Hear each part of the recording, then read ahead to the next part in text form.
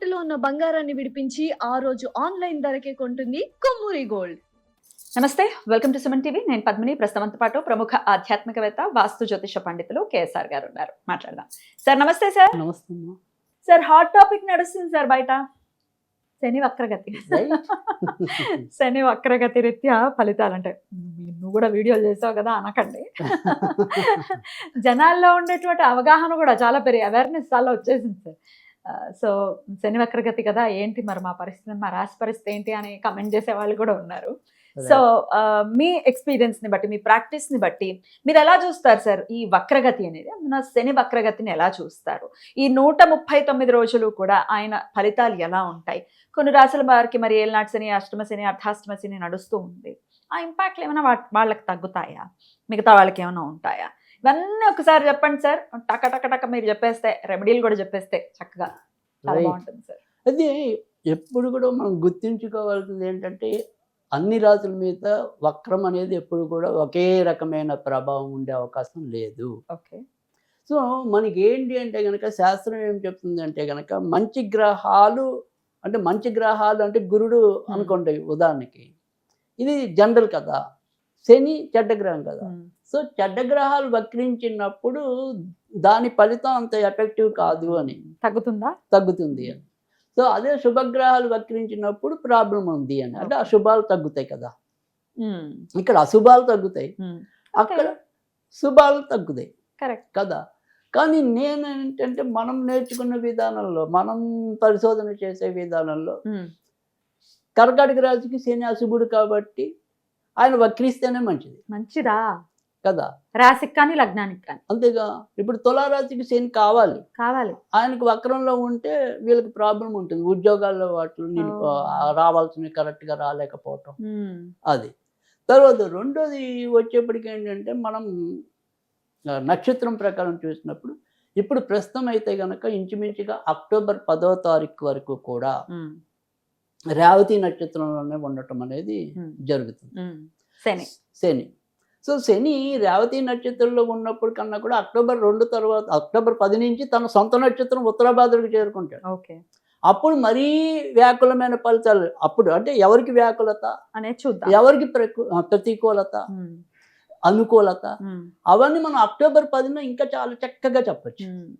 అయితే October, November, December వరకు అయితే ఇంకా ఎక్కువ యాక్యురేట్ రిజల్ట్స్ ఉంటాయి, ఖచ్చితమైన రిజల్ట్. అదే అంటున్నా. రైట్. డిసెంబర్ 10 వరకు అంటే అది చెడైనా మంచైనా.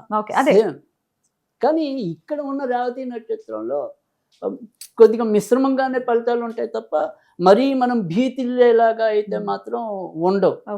సో అంత మరీ కలత చెందాల్సిన అవసరం అయితే ఉండదు. ఎందుకంటే ఇక్కడ తను కేవలం బుధుడి నక్షత్రంలో, తన యొక్క మిత్రుడి నక్షత్రంలో ఉంటాడు. సో బలం కొద్దిగా తక్కువ ఉంటుంది, ఎందుకంటే బేసిక్గా బుధుడు మంచివాడు కాబట్టి.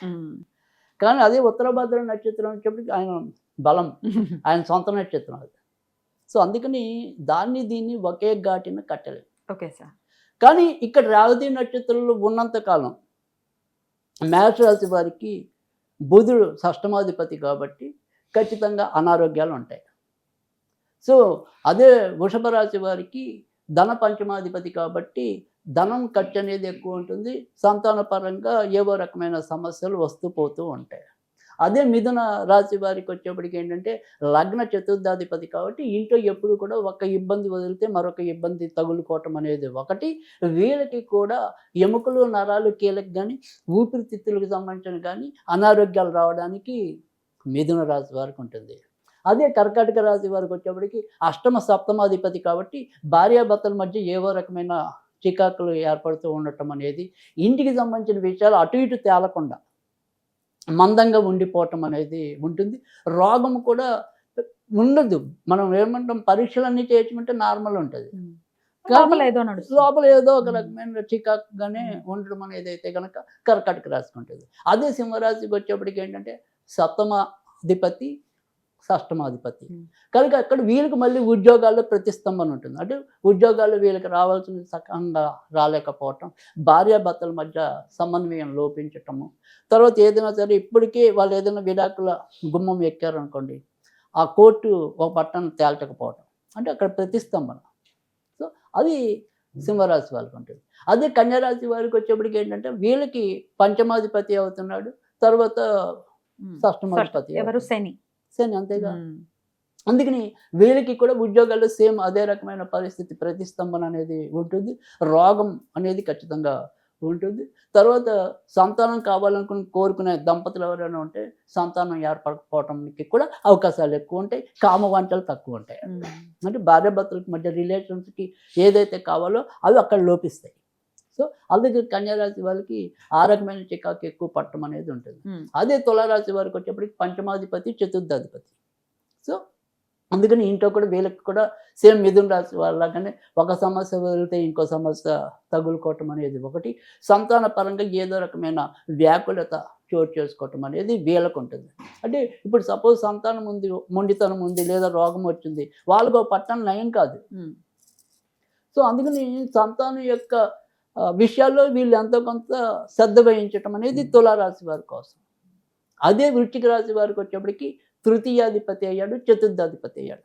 అంటే ఇతరులతో, తోబుట్టువులతో అవ్వచ్చు, రక్త సంబంధీకులతో ఏవో రకమైన గొడవలు వస్తాయి.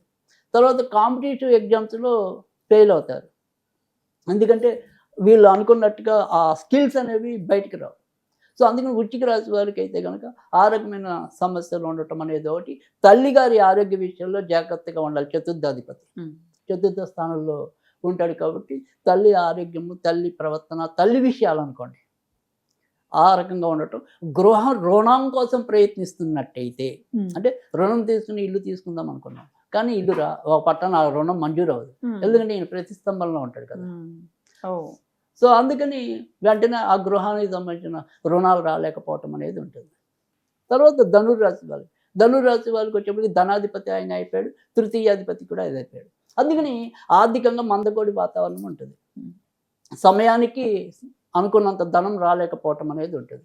తర్వాత ఎక్స్ప్రెషన్స్ కూడా వీళ్ళు కూడా వీక్ అవుతారు. అబ్బా ఇంతకంటే నేను బాగా చెప్పి ఉండేవాడిని కదా, ఆ రోజు ఎందుకో నేను చెప్పలేకపోయాను, ఈ రకమైన శోభ ధనుర్రాశి వాళ్ళకు ఉంటుంది. తర్వాత తోడబుట్టిన వాళ్ళు ఎవరికైనా ప్రమాదం అంటుకెళ్ళే అవకాశాలు ఉంటాయి. సో అది ధనుర్రాశి వాళ్ళకు ఉంటుంది. తర్వాత మకర రాశి వారికి వచ్చేప్పటికి లగ్నాధిపతి ఆయనే, ధనాధిపతి ఆయన. కనుక వీళ్ళు కూడా ఆరోగ్య విషయంలో ఖచ్చితంగా జాగ్రత్త తీసుకోవాలి. ప్రస్తుతం వీళ్ళకున్న గ్రహస్థితిలో అష్టమ స్థానంలో కూడా కేతు ఉన్నాడు ఆల్రెడీ, ఇప్పుడు శుక్రుడు కూడా చేరున్నాడు. సో అందుకని ముఖ్యంగా ఏదైనా సరే గుండెకి సంబంధించిన ఒకటి, డయాబెటీస్ మీద వచ్చేవి ఒకటి, వీటి విషయంలో చాలా కేర్ తీసుకోవాలి మకర రాశి వాళ్ళు.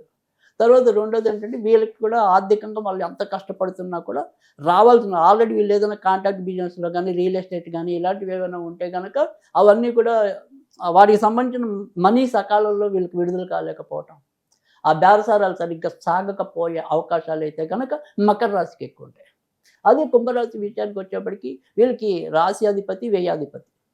సో ఖచ్చితంగా వీళ్ళకి కూడా వ్యయం అధిపతిగా హాస్పిటల్కి వెళ్లకుండా చూసుకోవాలి. హాస్పిటల్కి వెళ్తే అంత తొందరగా రారు, ఎందుకంటే వ్యయాధిపతి కాబట్టి కొద్దిగా ఎక్కువ రోజులు అక్కడ ఉంచుతాడు. అందుకే వ్యయాధిపతి యొక్క పాత్ర ఒకటి జైలుకి వెళ్ళటం, ఒకటి ఆసుపత్రులకు వెళ్ళటం. సో అందుకని తప్పులు చేస్తే జైలుకి వెళ్ళే పరిస్థితి కూడా ఉంటుంది. సో అందుకని చలానాలు ఏవైనా సరే, అంటే ఒక్కోసారి అలా కోర్టు గుమ్మమో, పోలీసు గుమ్మమో ఎక్కకుండా ఉండే పరిస్థితి ఉండకపోవచ్చు. సో తర్వాత ఖర్చులు అవన్నీ ఎలాగో నియంత్రణలోకి రావు, అది వేరే విషయం. సో ఆరోగ్యం కూడా ఖచ్చితంగా జాగ్రత్త తీసుకోవాలి. అదే మీనరాశికి వచ్చేప్పటికి వ్యయాధిపతి, లాభాధిపతి రెండు ఆయన. సో ఆ లాభాలను అంటే ఉద్యోగాల్లో కానీ, వ్యాపారాల్లో కానీ ప్రతిస్తంభన, సకాలంలో డబ్బులు రావు. కానీ వ్యయాధిపతి కూడా, అందుకని వీళ్ళు కూడా ఏళ్ళట్లనే ఆల్రెడీ వీళ్ళకి ఉంది కూడా, అందుకని ఆరోగ్యపరంగా వీళ్ళు కూడా జాగ్రత్తగా తీసుకోవాలి. అందుకని ఎలా చూసినప్పటికీ ఒక్కొక్కరికి ఒక్కొక్క రంగంలో మనం ఇబ్బందులు చెప్పుకున్నాం, అందరినీ ఒకే ఘాటిని కట్టలేం. Right sir. అయితే అక్టోబర్ 10 నుంచి కూడా, అక్టోబర్ 10 అక్టోబర్ 9 ఇంచుమించుగా సరే. అయితే అప్పటి నుంచి ఆయన ఉత్తరాభాద్ర నక్షత్రంలో సంచారం చేస్తారు కదా, అప్పటి నుంచి మరి బాగుండే పరిస్థితి ఏమైనా ఉంటుంది? అది బాగుండే వాళ్ళకి చాలా బాగుంటుంది. ఎవరికి బాగుంటుంది మరి? సో ఖచ్చితంగా ఎవరికి బాగుంటుంది అంటే కనుక వృషభ రాశి వాళ్ళకి బాగుంటుంది, తర్వాత కన్యా రాశి వాళ్ళకి బాగుంటుంది, తులారాశి వారికి బాగుంటుంది, తర్వాత మకర రాశి వారికి బాగుంటాం అనేది జరుగుతుంది, కుంభరాశి వాళ్ళకి బాగుంటాం అనేది జరుగుతుంది. రైట్. బాగుండడం అంటే అన్ని విషయాల్లో సానుకూల ఫలితాలు అని ఇవ్వటం అనేది. అక్కడ సానుకూలత అనేది అంటే ఇప్పుడు ఏమంటాం మనం పని అనుకున్నది ఒక 2 రోజులు అటు ఇటు అయినా ఖచ్చితంగా వీళ్ళకి ఫేవర్గానే జరుగుతుంది. జరుగుతుంది. సో ఇప్పుడు లోన్ కోసం ఉంది కానీ మీకు సోమవారం ఎట్టి పరిస్థితులు ఇచ్చేస్తాం అంటారు, కానీ సోమవారం కాకపోతే శుక్రవారం మటుకు గ్యారంటీగా వీళ్ళకి లోన్ రిలీజ్ అయిపోతుంది. కొంచెం డిలే అయినా ఎందుకంటే అది వక్రము కాబట్టి కొద్దిగా డిలే ఉంటుంది, కానీ ఖచ్చితంగా వీళ్ళకి ఫేవరబుల్ గా జరుగుతుంది, చాలా మంచి జరుగుతుంది. బట్ చెడు జరిగే వాళ్ళకి కూడా చాలా చెడు ఉంది, అది ఎప్పుడు ఏంటి అనేది తర్వాత ఎప్పుడైనా మనం మళ్ళీ అక్కడ అక్టోబర్లో ఆయన వచ్చినప్పుడు అప్పుడు మళ్ళీ ఒకసారి మాట్లాడుకుందాం. ఖచ్చితంగా మాట్లాడుకుందాం. సరే, అయితే ఇప్పటి నుంచి మేము ఆరాధన చేసుకుంటాం, ఎటువంటి పరిహారాలు చేసుకుంటే ఇంపాక్ట్ నుంచి బయటపడతాం అంటే ఏం చెప్తారు? సో ఖచ్చితంగా మాకు ఏదైనా సరే అవకాశం ఉంది అనుకున్నప్పుడు మాత్రం కొద్దిగా చీమలకి వేస్తూ ఉంటే మంచిది చిమ్మిరి ఉండలు. సో అలా 8 చొప్పున కానీ లేదా 5 కానీ అలా చీమలు రాకపోయినా పర్వాలేదు, ఏదైనా సరే చెట్టు లేదా మొక్క చీమలు వస్తాయి అనుకుని తెలిస్తే కనుక ఇంకా మంచిది, అలా వేయటం అనేది ఒకటి. సో కాకులు వచ్చేవాళ్ళు అన్నం మెతుకుల మీద కొద్దిగా నువ్వుల నూనె వేసి కాకులకు వేసినట్టయితే కనుక చాలా శీఘ్రోపశమనం అనేది ఉంటుంది. ఈ పావురాళ్ళు ఉన్నాయండి, అవి తినేస్తున్నాయి అనుకుంటా. అంటే పావురాలకి మీరు పెట్టాలి అనుకున్నప్పుడైనా సరే, పక్షులు ఏవైనా సరే వాటి మీద జంతుజాలం అంతా కూడా ఖచ్చితంగా శనే ఉంటాడు సాధారణంగా. సో పావురాల మీద ఏంటంటే శని బుధుల కాంబినేషన్ కూడా ఉంటాడు. సో అదే అయినప్పటికీ కూడా పర్వాలేదు, బుధుడు నక్షత్రంలోనే ఇప్పుడు ఉన్నాడు కదా, సో అందుకని పావురాలకి వేసిన తప్పు లేదు. కానీ నేను అనేది ఏంటంటే మీరు పక్షులకు వేసేదైనా సరే, కుక్కలకు వేసేదైనా సరే, వేటి మీద ఎవరికి వేసినా సరే వాళ్ళకి వేసే ఆహారం మీద ఒక చుక్క నువ్వుల నూనె వేసి వేయండి. ఓకే, అది మీకు చాలా శీఘ్రంగా ఫలితం ఇవ్వడానికి ఉంటుంది. బ్యూటిఫుల్ సార్, చాలా అద్భుతంగా వివరించారు. ఖచ్చితంగా ఈ విషయాల్లో జాగ్రత్తలు తీసుకోవాలన్న ఉద్దేశంతో మీరు చెప్పడం జరిగింది. ఖచ్చితంగా ఆ విషయాల్లో జాగ్రత్తలు తీసుకుని చెప్పినటువంటి పరిహారం కూడా చేసుకుని శని వక్రగతి నెగటివ్ ఇంపాక్ట్స్ నుంచి మన వాళ్ళు బయటపడాలని మనస్ఫూర్తిగా కోరుకుంటూ కృతజ్ఞతలు సార్. నమస్తే.